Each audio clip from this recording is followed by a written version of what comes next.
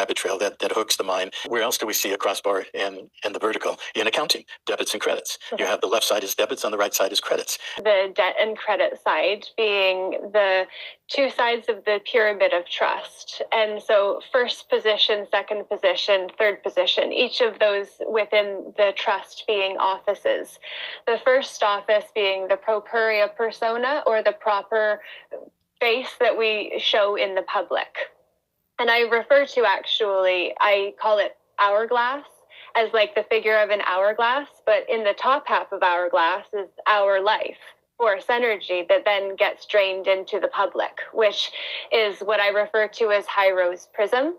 And then the trust actually has a front face and a back face, from what I have come to believe, based on the king, who has the queen at the back side. So your ROI, or your wa, has your ren, which is why I believe that sovereignty is actually putting us under true queen. So it's just monarchism or royalism in another package.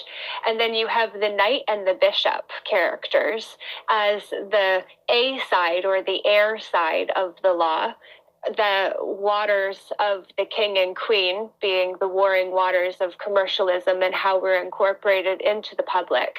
And then you have the land as the front is the pawn, who gets played and told what to do by the king, or directed by his knight, who is then able to act as the villain, which was an upper-class peasant that then had to be a villain in some peasant or pauper's life on command from the king.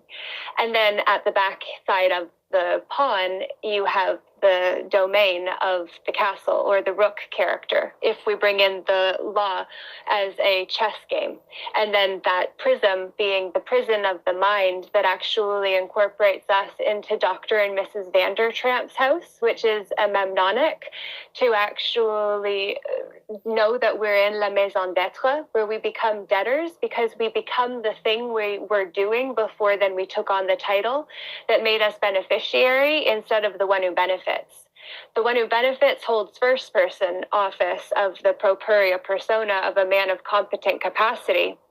And then the third person is where we're relegated when we don't take back command from what I understand, and I'm still needing to get this where, and this is why I love being able to say it with you, but the ancestral lineal estate is where the first person office is held by the Vatican through the 1666 Cest Trust Act.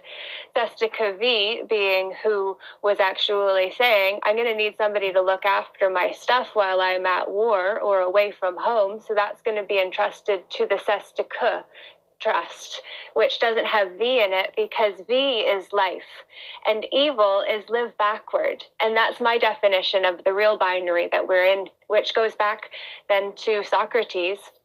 What is real or unreal? Well, evil is just live backwards. And the devil lived in the stories where he is spoke of as if he is a real character. So to go into the double entry accounting system, and to say that in the top half is the heavenly realm and the bottom half is the ecclesiastical realm, what that means is in the real life of hourglass of life, we actually have debits or debts that we create between one another that then need to have that karma cleared between us, who are the ones that have the issue with one another, and that's credit. So that's where forgiveness is offered in exchange for the debt that happened when something didn't work out. And that's heavenly because it's private. And the Greeks refer to that as the sanctum sanctorum of the secret chamber of the heart space that is no one's business unless we confide in them and share what is private. And then that is done through the intercessor, which the Pope was made to be the intercessor for humanity, because humanism is how transhumanism is added on to the concept that we're incorporated into without it necessarily needing to include each of us who are still able to exist separate from this concept we're then implied to be part of, and that's part of the incorporation.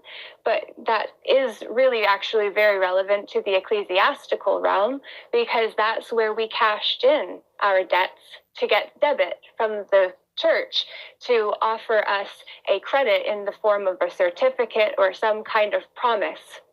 Notary promise or promissory note being what our money is based off of.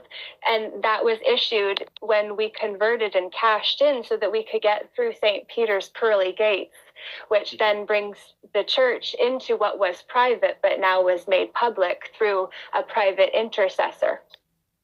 This is another bait and switch and rabbit trail that hooks the mind and is not really what's really going on. It's part of the prison that we're in. But the actual physical cross that was used back then in Roman times was more of a T. It was, a crossbar sitting on top of a vertical that was put into the ground. Well, where else do we see a crossbar and the vertical? In accounting, debits and credits. You have the left side is debits, on the right side is credits. And in accounting, that is used in all business and accounting and taxes and everything. It's basically a zero sum. You have to come to a zero sum, that the left side must be balanced or mirrored and reflected in the right side. So the left side is the debit side, it's the debt side, it's the death side, it's the public side.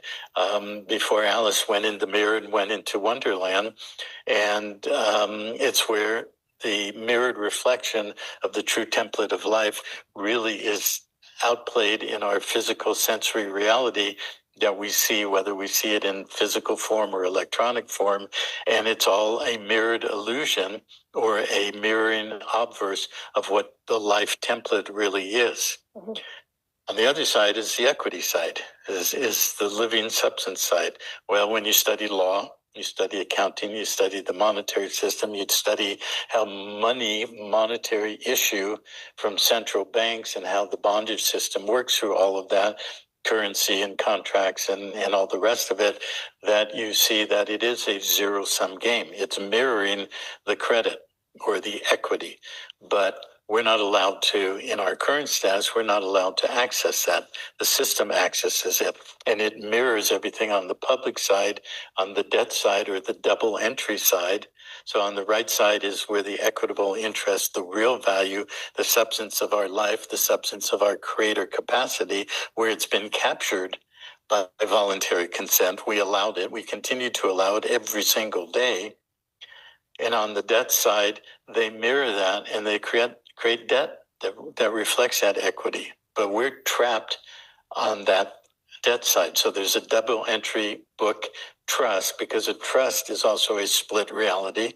It's a split title where the trustee holds legal title, but the beneficiary has the beneficial interest or the equitable interest.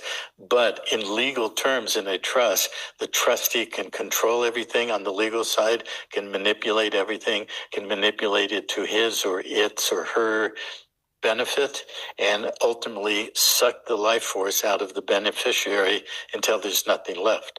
So it's all the same thing, whether you look at money, you look at legal structure, you look at the issue of status, you look at how bondage occurs with legal and monetary structure, or you look at, spiritual context of what a double entry book trust or debt really is.